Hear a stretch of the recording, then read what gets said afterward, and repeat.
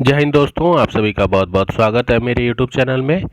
आज हम करने वाले हैं पॉलिटी का प्रैक्टिस सेट। आप सभी को पता है NCERT प्रैक्टिस सेट की क्लासेस चल रही हैं, जिसमें मैंने आपको क्लास 6, 7, 8 करा चुका हूं। क्लास 9th हम पॉलिटी सेट कर रहे हैं और इसी में हम आगे आज की क्लास को कंटिन्यू करते हैं। ठीक है, पहला क्वेश्चन है हमारा आज की क्लास का। XYZ संविधान से प्रेरणा लेकर समकालीन दुनिया के अधिकांश देश ने अपने संविधान की शुरुआत एक प्रस्तावना के साथ करते हैं। XYZ शब्द किस देश के संविधान को इंगित करता है? तो यहाँ देखिए हिंट क्या दे रहा है कि इस संविधान से प्रेरणा लेकर समकालीन दुनिया के अधिकांश देश अपने संविधान की शुरुआत करते हैं। तो सबसे पहले संविधान की शुरुआत किस देश से हुई थी? तो सबसे पहले संविधान की शुरुआत हुई थी आपकी अमेरिका से। क्लियर? अमेरिका संविधान की प्रस्तावना का प्रेरणा लेकर दुनिया के अधिकांश देश अपने संविधान की शुरुआत करते हैं। संविधान की शुरुआत का बुनियादी मूल अमेरिका से ही शुरू हुआ था। क्लियर?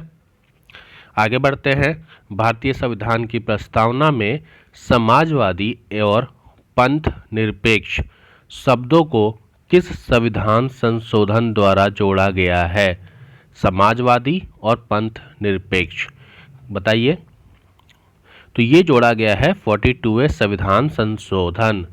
42वां संविधान संशोधन अधिनियम आपका 1976 में, और इस संशोधन के द्वारा आपका समाजवादी और पंथ निरपेक्ष शब्दों को जोड़ा गया था। संविधान का वह पहला कथन जिसमें कोई देश अपने संविधान के बुनियादी मूल्यों एवं अवधारणाओं को स्पष्ट ढंग से कहता है, वह क्या कहलाता है? तो उसे हम प्रस्तावना कहते हैं। प्रस्तावना संविधान का वो पहला कथन है जिसमें कोई देश अपने संविधान के बुनियादी मूल्य अवधारणा को स्पष्ट ढंग से कहता है। समाज में संपदा सामूहिक रूप से पैदा होती है और समाज में उनका बंटवारा समानता के साथ होना चाहिए। भारतीय संविधान की प्रस्तावना में प्रयुक्त कौन सी शब्दावली उक्त भाव को अभिव्यक्त करती है? तो बताइए इनमें से कौन सा शब्द ऊपर वाले सेंटेंस को क्लैरिफाई कर रहा है? तो इसे हम कहते हैं समाजवादी। समाज में संपदा सामूहिक रूप से पैदा होती है और उसका बंटवारा समानता के साथ होना चाहिए। सरकार जो जमीन है,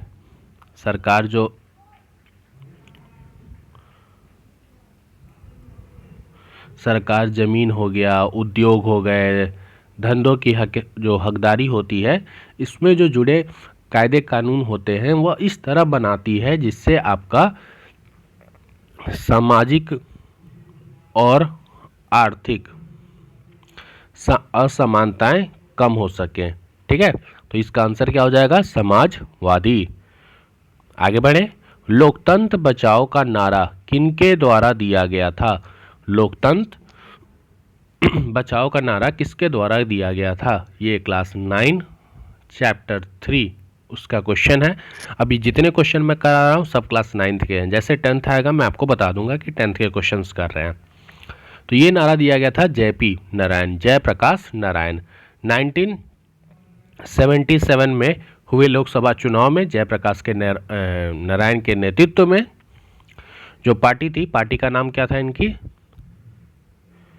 जनता पार्टी। जनता पार्टी ने नारा दिया था लोकतंत्र बचाओ। क्लियर? क्यों? क्योंकि जो आपातकाल हुआ था उस टाइम पे बहुत सारे जातियों के समाप्त कर नागरिक आज़ादी को बहाल करने का वादा किया गया था, इसलिए। आगे बढ़ते हैं। राष्ट्रीय मतदाता दिवस किस तिथि को मनाया जाता है? राष्ट्रीय मतदाता दिवस, नेशनल वोटर डे। तो नेशनल वोटर डे आपका मनाया जाता है 25 जनवरी को। क्लियर? 25 जनवरी को राष्ट्रीय मतदाता दिवस मनाया जाता है, NVD, national voter day. SVEEP में S का क्या इंगित करता है? SVEEP। तो इसका फुल फॉर्म पहले समझ लीजिए। इसका फुल फॉर्म है systematic voters education and electoral participation. Systematic voter education and electoral participation. तो आपसे पूछा है एस का क्या मतलब है, तो एस का मतलब है आपका सिस्टमैटिक, सुव्यवस्थित। ठीक है, क्लियर। सुव्यवस्थित मतदाता शिक्षा एवं निर्वाचक सहभागिता, इसका ये डेफिनेशन होता है। क्लियर, चलिए आगे बढ़े।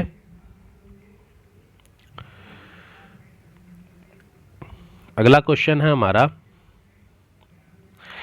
चुनाव में लोगों की भागीदारी के संबंध में पश्चिम देशों और भारत की स्थिति में संबंधित निम्नलिखित कथनों पर विचार कीजिए और बताइए कौन सा कथन इनमें से सही है। भारत में अमीर और बड़े लोगों की तुलना में गरीब, निरक्षर और कमजोर लोग कम संख्या में मतदान में भाग लेते हैं। ये कथन तो एकदम गलत है, जबकि कमजोर, गरीब और निरक्षर लोग ज़्यादा मात्रा में भाग लेते हैं भारत में। पश्चिम के लोकतंत्रों में स्थिति ठीक और उसके उल्टे हैं।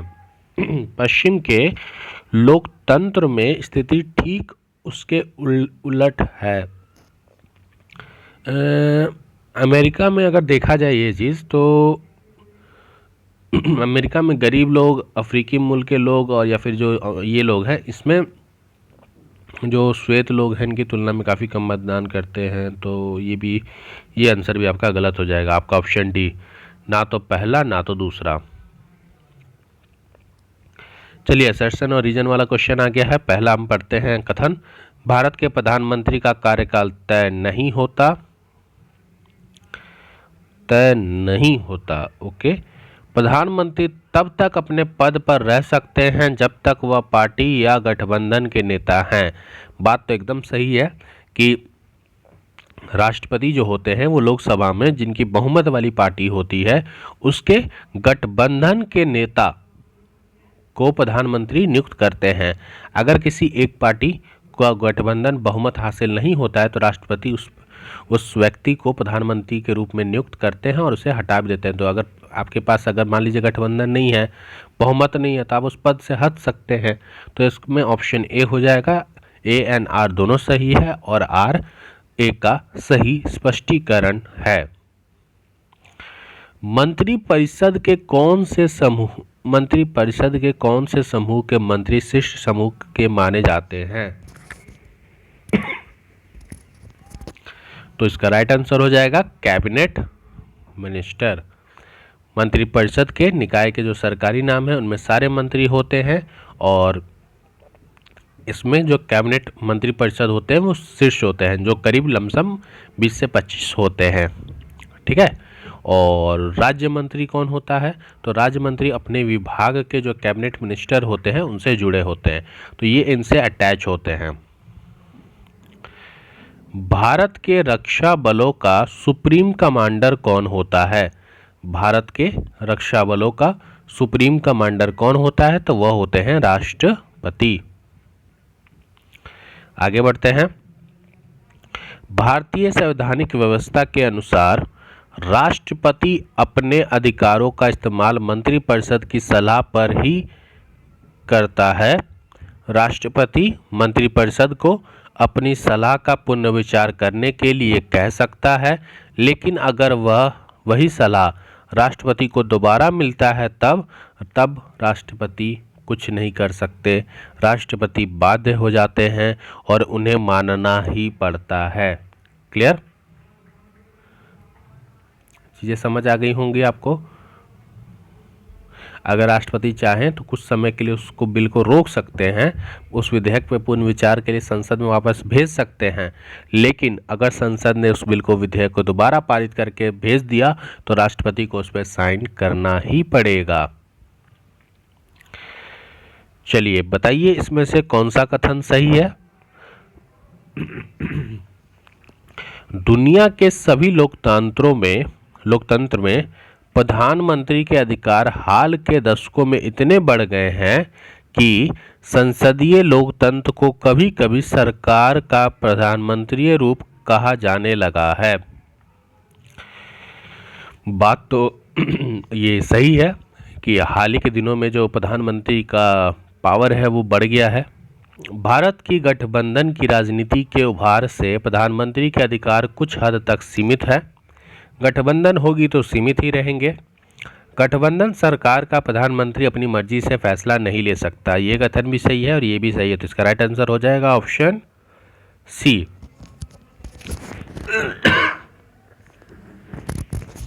आगे बढ़ते हैं। अगला क्वेश्चन है हमारा, इंदिरा साहनी एवं अन्य बनाम भारत संघ।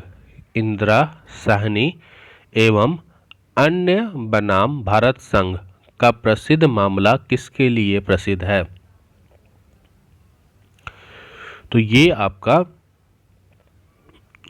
सामाजिक और शैक्षणिक दृष्टि से पिछड़े वर्गों के लिए आरक्षण पर निर्णय लेने को लेकर है। क्लियर?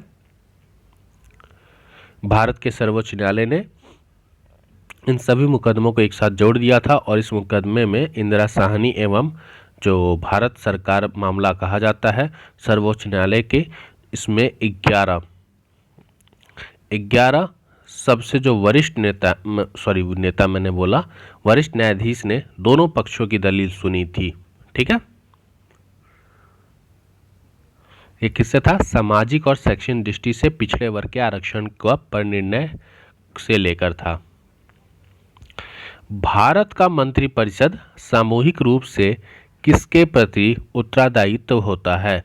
तो भारत का जो मंत्रिपरिषद है वो सामूहिक रूप से लोकसभा के प्रति उत्तरदायित्व होता है। ठीक है, और लोकसभा मंत्रिपरिषद को नियंत्रित करता है और सिर्फ वही व्यक्ति प्रधानमंत्री बन सकता है जिसके पास लोकसभा में बहुमत हासिल हो या आधे से अधिक लोकसभा सदस्य उसके हित में हो या फिर उस पर विश्वास प्रस्ताव पारित कर सकें। अगला क्वेश्चन है हमारा, एमनेस्टी इंटरनेशनल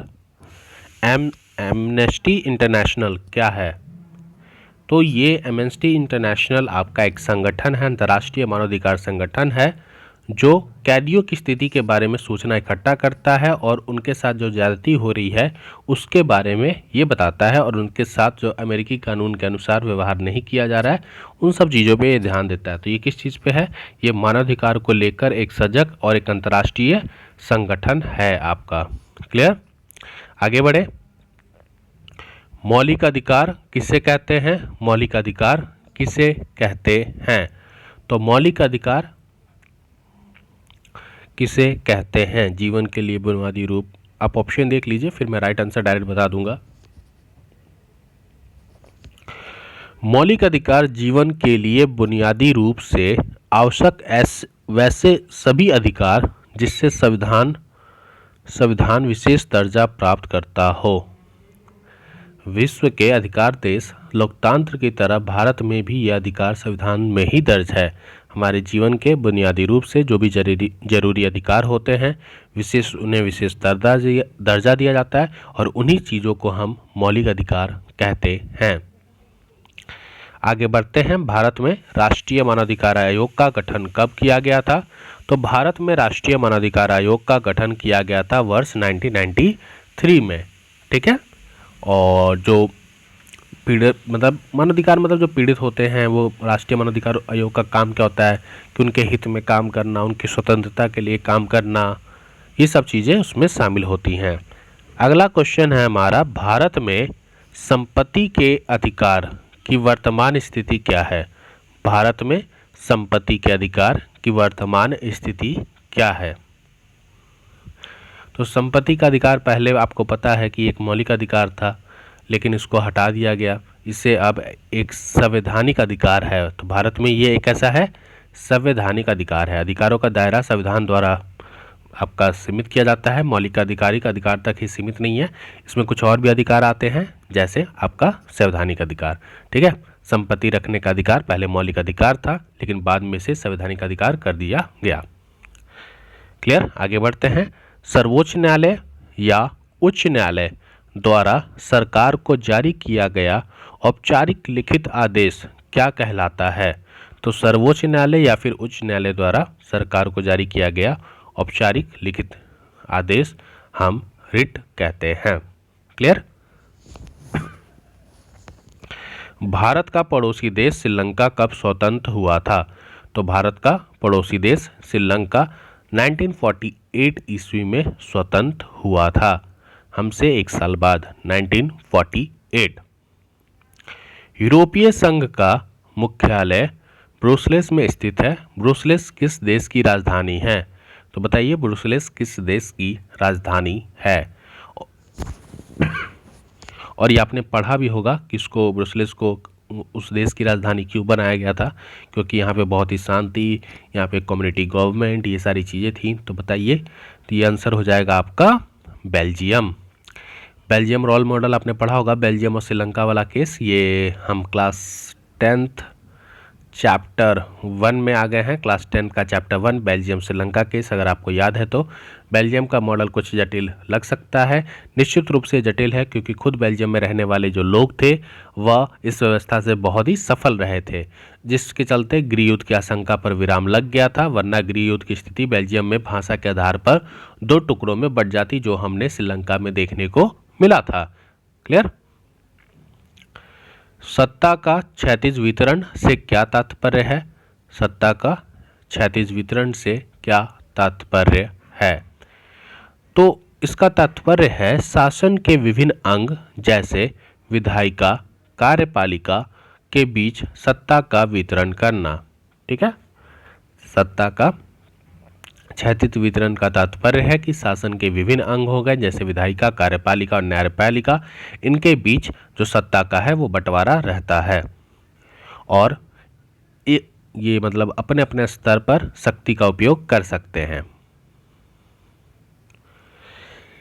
आगे बढ़ते हैं। किस देश के लोगों ने गृहयुद्ध की समाप्ति के पश्चात यह तय किया कि देश का राष्ट्रपति मेनोराइट पंथ का कोई कैथलिक ही होना चाहिए, सिर्फ सुन्नी मुस्लिम ही प्रधानमंत्री हो सकता है? किस देश के लोगों ने गृहयुद्ध की समाप्ति के पश्चात ये तय किया कि देश के राष्ट्रपति मेनोराइट पंथ का कोई कैथलिक ही होना चाहिए और सिर्फ सुन्नी मुस्लिम ही प्रधानमंत्री हो सकता है? तो बताइए किस देश ने यह तय किया था? तो ये तय किया था आपका लेबनान ने। ठीक है, अगला क्वेश्चन है हमारा, श्रीलंका में सिंघाला समुदाय और तमिलों के बीच गृहयुद्ध अंत कब हुआ था? ये गृहयुद्ध खत्म हुआ था वर्ष 2009 में। श्रीलंका में 2 समुदायों के बीच पारस्परिक अविश्वास से के चलते बड़ा टकराव रहता था। यह टकराव गृहयुद्ध के रूप में आपका परिणित हुआ। परिणाम स्वरूप ये हुआ कि दोनों पक्षों के हजारों लोग मारे गए। अनेक परिवार एक मूल से भागकर दूसरे मूल में जाकर शरण ले ली। इसमें से कई जो गुना ज़्यादा लोगों की रोजी रोटी बर्बाद हो गई। तो आर्थिक विकास देखें, शिक्षा देखें, स्वास्थ्य देखें, इन सब मामलों में श्रीलंका का रिकॉर्ड सबसे अच्छा है, पर वहाँ पे गृहयुद्ध के चलते सामाजिक, आर्थिक, सांस्कृतिक जीवन में काफ़ी परेशानियाँ पैदा होने लगी थी, और ये जाके 2009 में गृहयुद्ध समाप्त हो गया था ड्यू टू लैंग्वेज। निम्नलिखित में से कौन सा देश संघात्मक शासन प्रणाली के मॉडल का उदाहरण नहीं है? तो बताइए कौन सा देश संघात्मक का नहीं है? तो इसका राइट आंसर हो जाएगा श्रीलंका। श्रीलंका में व्यवहारिक रूप से अभी तक एकात्मक शासन व्यवस्था चल रही है, जिसमें केंद्रीय सरकार के पास ही सारा पावर होता है। इसमें जो सेंट्रल गवर्नमेंट है उसी के पास पूरा पावर है। ठीक है, और श्रीलंका के जो तमिल नेता हैं वो चाहते हैं कि देश का जो सर्वोच्च अर्थ है वो संघीय शासन व्यवस्था कायम हो। कौन? तमिल नेता। लेकिन यहाँ पे जो सिंघाला कमेटी है वो चाहती है कि यहाँ पर एक एकात्मक शासन व्यवस्था बनी रहे, पावर उन्हीं के पास रहे।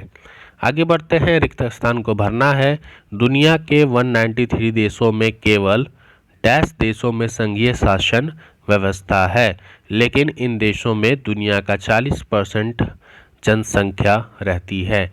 तो दुनिया के 193 देशों में से केवल 25 देशों में संघीय शासन व्यवस्था है।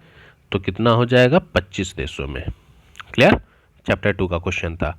आगे बढ़ते हैं, निम्नलिखित कथनों पर विचार करना है, आपको बताना है इनमें से कौन सा कथन सही है। तो पहला है, संघीय शासन व्यवस्था आमतौर पर 2 तरीकों से गठित होती है। पहला तरीका है 2 या 2 से अधिक स्वतंत्र राष्ट्रों को मिलकर साथ लाकर एक बड़ी इकाई गठित करना। पहला तरीका है 2 या 2 से अधिक राष्ट्रों को साथ मिलाकर एक इकाई को गठित करना, सही है। दूसरा है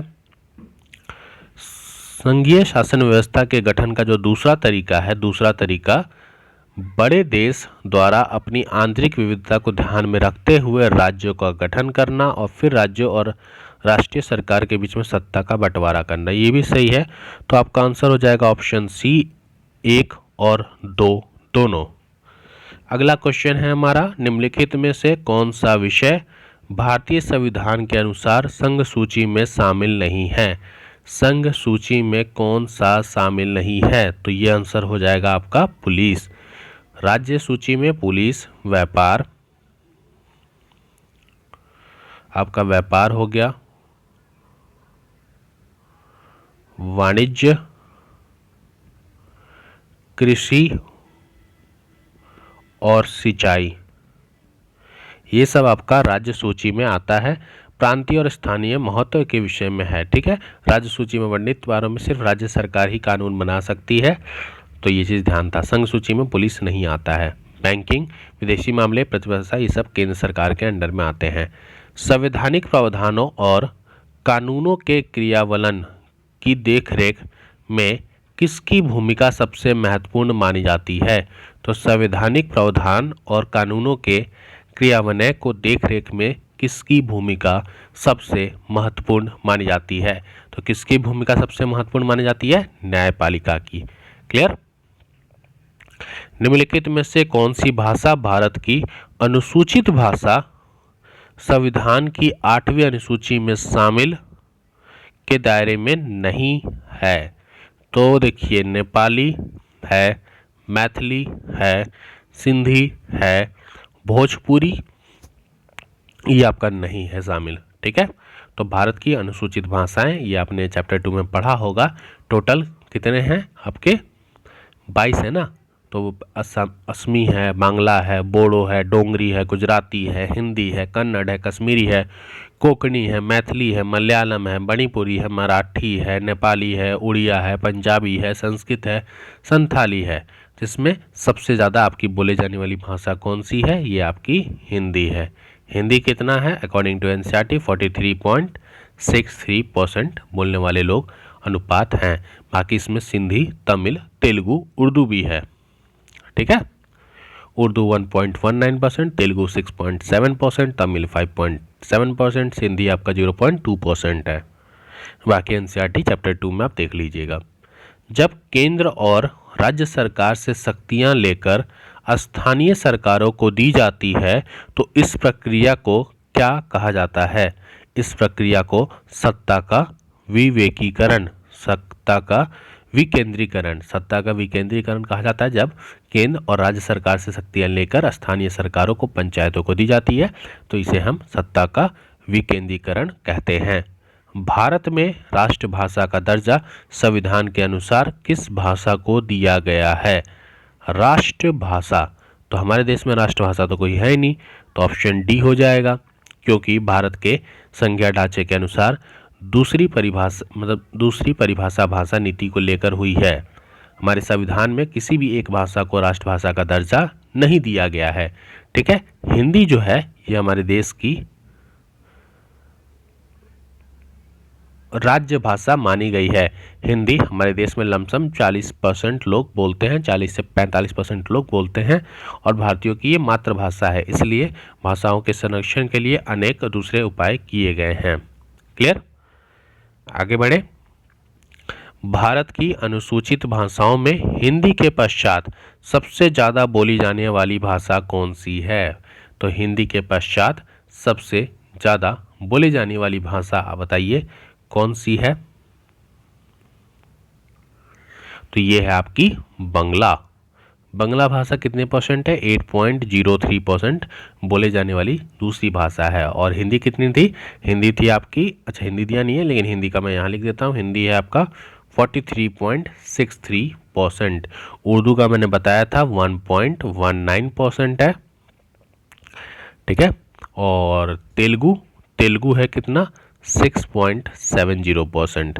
बांग्ला 8.3% है, ये देख लीजिएगा। और तमिल कितना है? तमिल का भी लिख देता हूँ 5.70%, ठीक है। तो ये सारी चीज़ें हैं, आप अच्छे से देख लीजिएगा और इन्हें याद भी रखिएगा क्योंकि क्वेश्चन पूछे जाते हैं। चलिए आज की क्लास का लास्ट क्वेश्चन, क्योंकि हम इसमें टोटल 35 क्वेश्चन हमने किया है और जो नेक्स्ट क्लास होगी इसमें पूरा ये 100 क्वेश्चन आपका कंप्लीट करा दिया जाएगा। निम्नलिखित कथनों पर आपको विचार करना है और बताना है इनमें से कौन सा कथन आपका सही है। लैंगिक असमानता का अधिकार स्त्री और पुरुष की जैविक बनावट है। ओके, लैंगिक असमानता का अधिकार स्त्री और पुरुष के बारे में प्रचलित रूढ़ि छवियां और तयशुदा सामाजिक भूमिकाएं हैं। ये देखिए, स्त्री और पुरुष की जैविक बनावट है लैंगिक असमानता, ये तो कथन मुझे सही नहीं लग रहा है, ये तो गलत है आपका। लैंगिक समानता का अधिकार स्त्री और पुरुष की जैविक बनावट नहीं है, बल्कि यह हमारी रूढ़ि छवियां और तयशुदा सामाजिक भूमिका हैं। तो इसका आंसर क्या हो जाएगा? केवल बी, ऑप्शन नंबर बी। अगर आपको ये क्लासेस अच्छी लग रही हो तो आप इस चैनल को सब्सक्राइब कर लें, वीडियो को लाइक एंड शेयर करना ना भूलें और अपना प्यार बनाते रहें। और कोई भी डाउट हो, किसी प्रकार का कोई कन्फ्यूज़न हो, डाउट हो, क्वेश्चन हो तो आप कमेंट करके मुझे बता सकते हैं, मैं आपको कमेंट में रिप्लाई जरूर करूंगा। एनसीईआरटी पॉलिटी की प्रैक्टिस सेट ये चल रही है, क्लासेस 10th में हम पहुंच चुके हैं। क्लास 10th का चैप्टर 2 का ये क्वेश्चन था। धीरे धीरे हम क्लास 11th और 12th को भी कंप्लीट करके पॉलिटी को ख़त्म कर देंगे, ठीक है। मिलते हैं नए वीडियो में। जय हिंद, जय भारत।